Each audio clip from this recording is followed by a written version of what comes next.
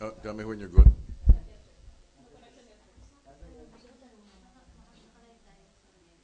All right. Sige. We'll be joined by SFA in a few minutes.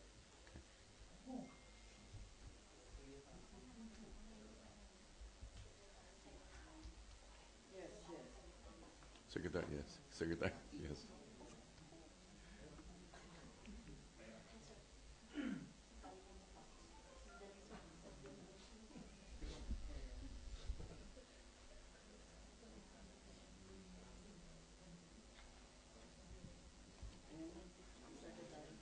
Pwede na?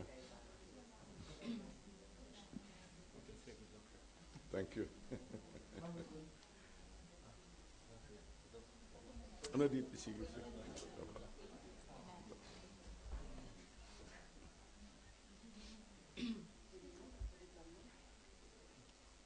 Good? All right. 23 May 2017, Moscow. The President has called me and asked me to announce that as of 10 p.m. Manila time, he has already declared martial law for the entire island of Mindanao. Esnes Guevara has clarified that this is possible on the grounds of existence of rebellion because of what is happening in Mindanao, based on Article 7, Section 18 of the Constitution. This is good for 60 days.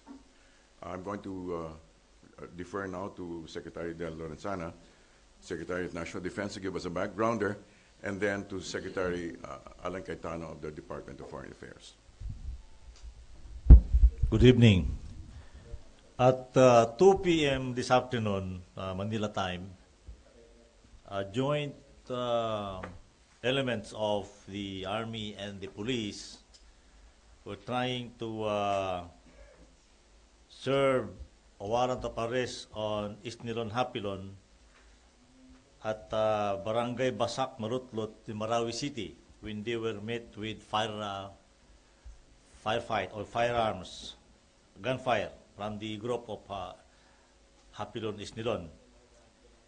At the same time, other groups also of the Maoti and ISIS, group of ISIS, this Maoti is ISIS inspired, started also to occupy some establishment in Marawi City. They occupied the Amay Pakpak Hospital. This is a hospital under the DOH, the City Hall, City Jail, and part of the MSU compound. Fight ensued, and our troops reacted properly. But as of tonight in the Philippines, they were the Maoti group burned several facilities: the St. Mary's Church, the City Jail, and the Dansalan College. The Maoti fighters still occupy also the main street of Marawi City. It's called the Quezon Street, and two bridges leading to the city. As of tonight, there were 3 killed government troops, 1 PNP and 2 Army, and 12 wounded. The whole of Marawi City is blacked out. There is no light, and there are snipers, Maoti snipers all around. So the troops are still on holding, and several troops elements have already joined them from other neighboring units, and tomorrow morning we are bringing in more troops from Zamboanga and Manila. I talked to the commander of the 1st Division, Major General Rolando Bautista, a while ago, just maybe 5 minutes ago, and he gave me this update. Later, I talked to the governor of Lanao del Sur, Governor Adjong, and he also told me the same thing. Now, There are no civilians are roaming around. They are all in their houses, but there were several houses also that were burned surrounding the other facilities that were burned earlier. Now that is all that we can give you at this moment. We are still waiting for other development. Before that. Hi, good afternoon. I have spoken to to my counterpart here in Moscow and have explained the situation, and they understand that the security of the Filipino people, especially in Marawi and the whole Mindanao, is a priority. They understand that the presence of President Duterte is essential in the Philippines. But I will be staying behind. The agreements will be signed, and we will have a bilateral meeting with the Honorable Foreign Affairs, the Honorable Minister of Foreign Affairs, Lavrov.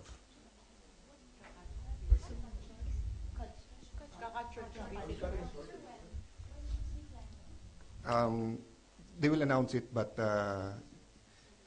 they are now making arrangements because the President feels that he is needed in Manila as soon as possible. So they will make an announcement, either presidential spokesman or someone else in the cabinet. No? But definitely the agreements will push through, but the President will not be staying until 24th and the 25th. We'll make that announcement later. We will continue to encourage the community in Marawi and in Mindanao to please take all precaution, cooperate with authorities, and stay calm. We were open now to a few questions. Sir, just to fine-tune the declaration, what are the areas in Mindanao that is covered? And It is the entire island of Mindanao. and because of that, what will be the security setup there? The details will be forthcoming. Any other questions? Sir, what about in Manila? Is there a need to declare a state of emergency, considering that there has been declaration before by the PNP chief himself that there's some presence of ISIS in Manila? What the President has done is just to declare only for the island, entire island of Mindanao, including Basilan and Sulu, and Tawi-Tawi. Sir, question. Just a clarification. There are reports that it's an ISIS attack, and you're saying it's a Maute group with ASG. What group is behind the attack in Marawi? It is actually Maute Islam ISIS because they have they're the same. If it's an ISIS attack, does it mean that it has an international backing?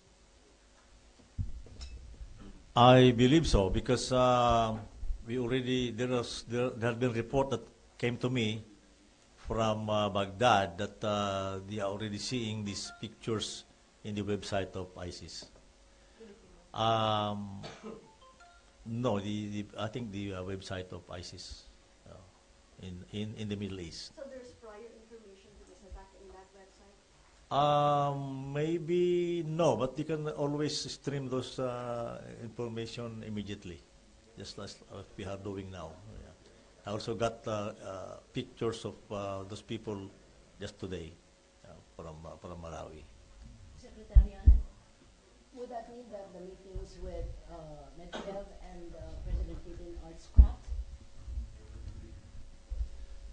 Again, the presence of the President, the physical presence is needed in the Philippines. That is the President's assessment. And his priority is always the protection of each and every Filipino. He will act within the framework of the Constitution. We will follow all rules and regulations. Now, the meetings between President Duterte and President Putin and President Duterte and Prime Minister Medvedev will be postponed. And but we are in the process of arranging that the President Putin and President Duterte will be able to speak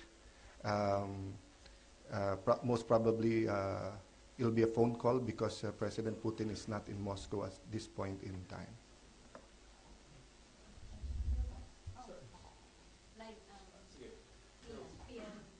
Good afternoon, sir. Good evening na pala. Sir, may magkakaroon po ng forced evacuation sa mga civilian communities para mag-give way po sa possible surgical operations. Wala pa ngayon. Ang sinasabi namin doon ay stay in their homes muna. Huwag silang mag-cut sa paligid ngayong gabi dahil wala nang ilaw at maraming snipers yung mga ISIS na mauti doon na nag-aabang baka mapagkamalan silang sundalo. Also, the soldiers will also might mistake them to be the enemy. So, stay put muna sa mga bahay nila. And then tomorrow when it's light, so malalaman natin kung ano pang gagawin natin doon. We may require them to get out of the homes or evacuate them, but we will provide the evacuation facilities like transportation para makaalis sila.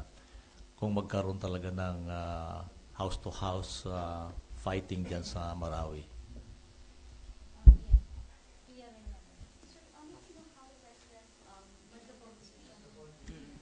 May we know how the president decided, what was his thought process and what were the events that led to his deciding to declare martial law? Was he briefed? Who briefed him? Was his decision also suggested by defense officials?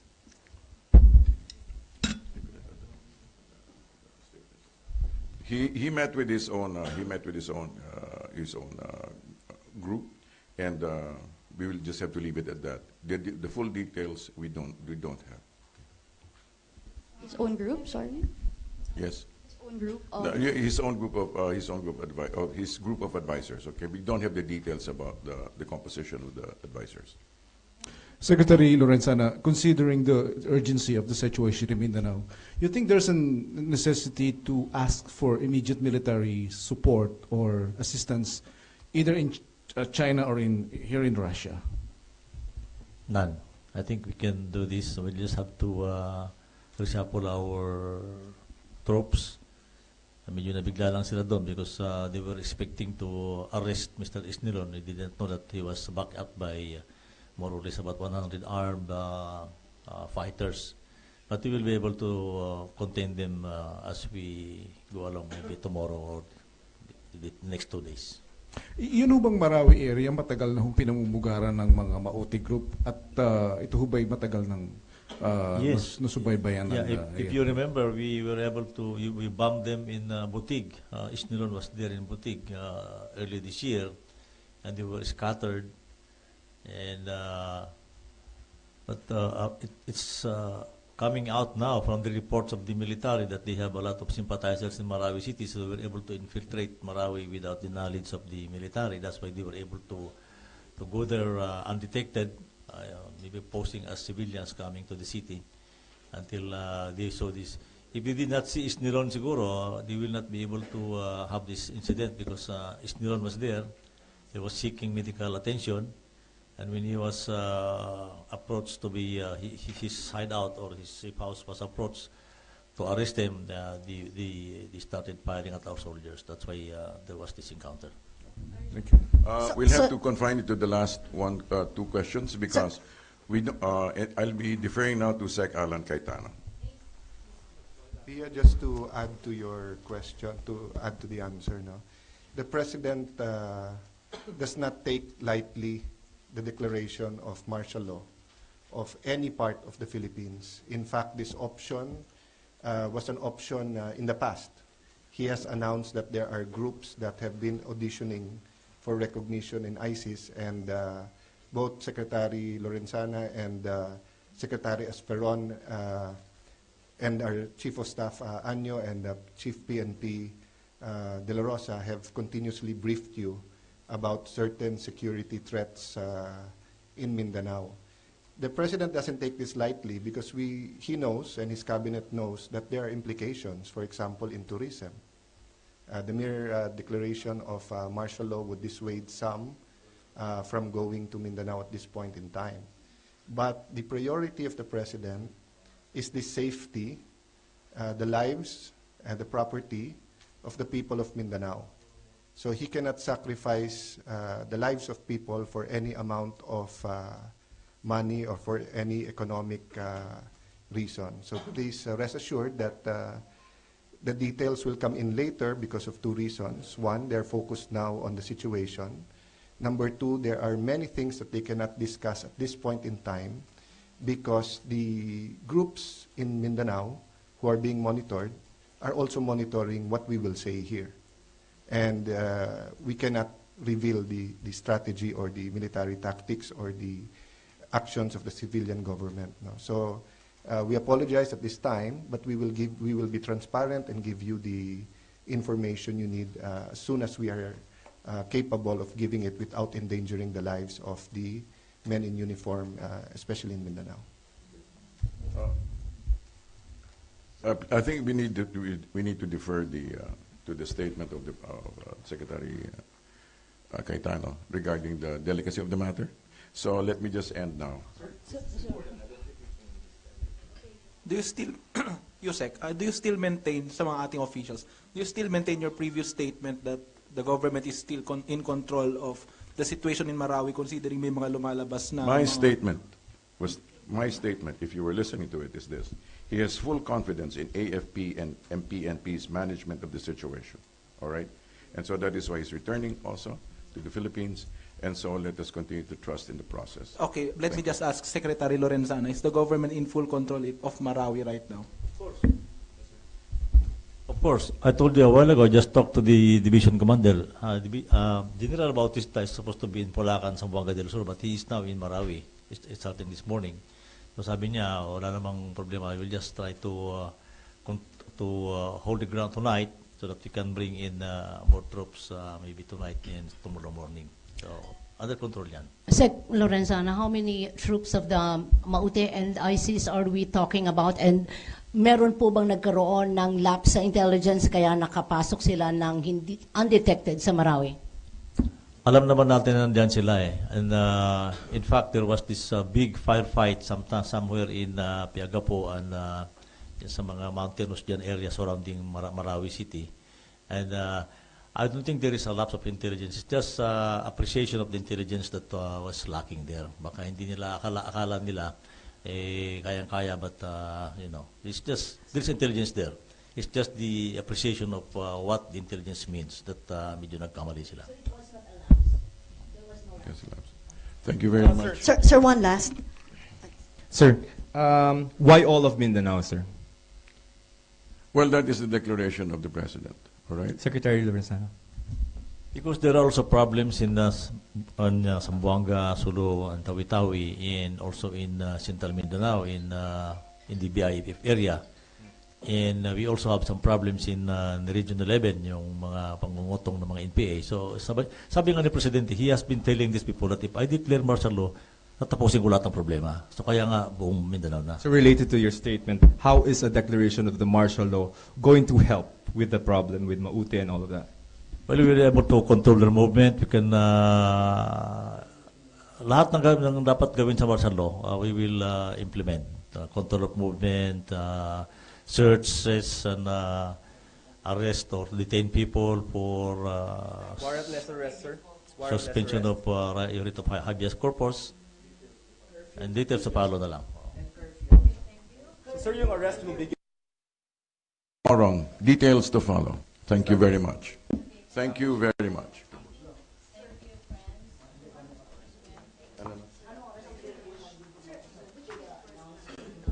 No, we'll give a statement about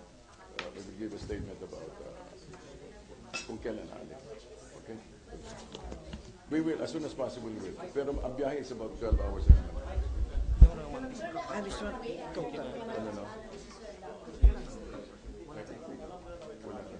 Except he will be staying. We will, okay, off the record muna to. We intend to leave as soon as possible. If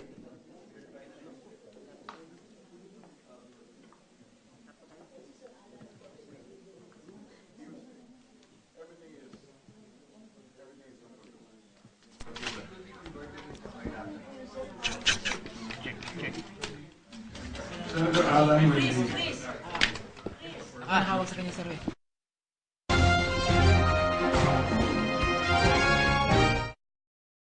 Pakpak Hospital, Provincial Jail at saka Campo Ranao.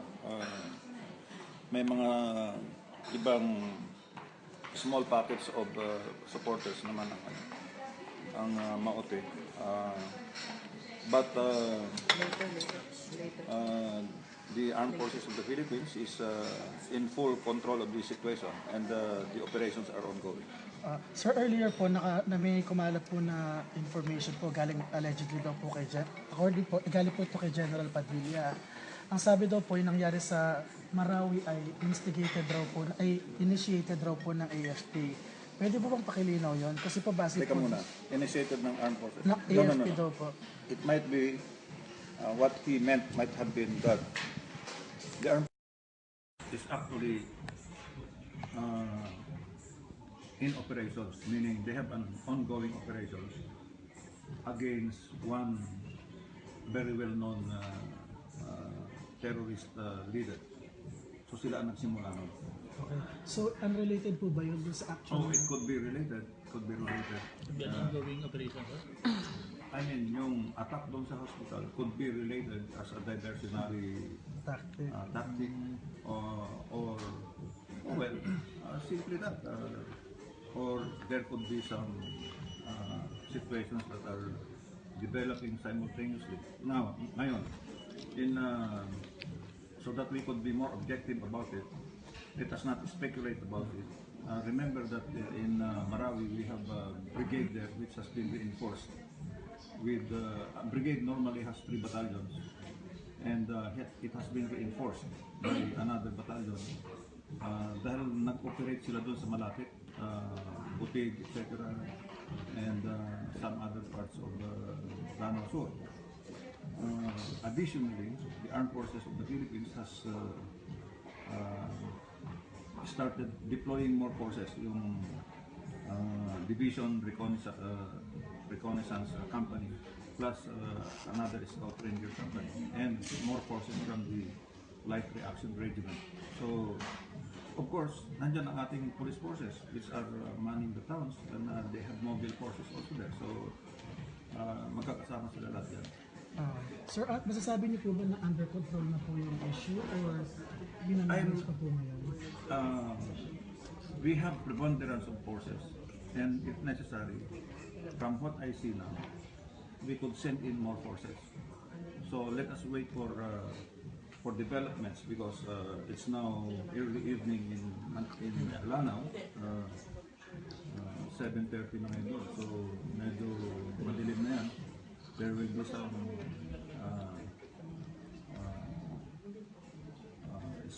standing down of forces, and some populated areas will have to be secured. Sir, I'm assuming that the President is already addressed the situation. Do you have any reaction? Oh well, of course, he doesn't like it.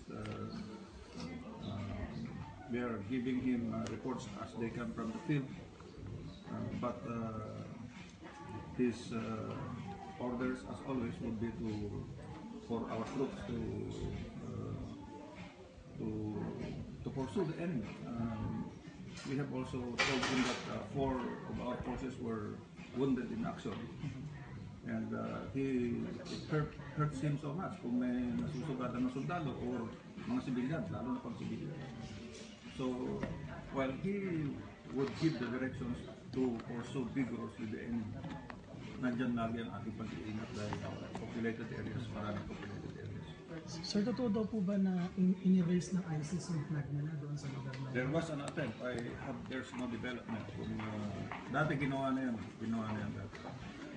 But the matter of raising flags everywhere is really something that could easily be done. But once it is done, we will see to it that troops are put in the area and are deployed to the area para ma-neutralize agad yung lugar.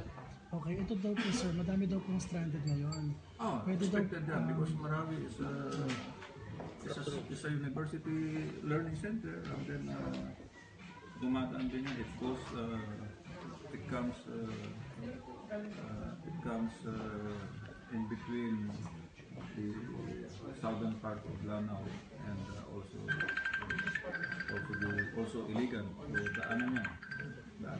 Sir, you mentioned earlier that kind of diversionary tactics.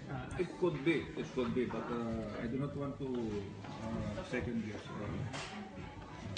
the situation, but just be assured that our forces would do all their best. Gagawin lahat ng magagawa niya. And General Anyo and the police forces of the area, RECOM, regular commandos. Sir, last question po. Napansin ko lang po, sir, na yung merong foreign visit si Pangulong Duterte. Lagi may nangyayari. Oh, well, talagang may mga nangyayari, but iba-iba, talagang ganyan. Intentional or not, that's why our forces don't, lalo na pag umaalis ang Pangulo, naka-red alert naman. Maraming salamat po, sir. Thank you, sir, very much. Sir, ano po advice niyo sa mga kababayan natin na nababahala sa terorismo na to, sir?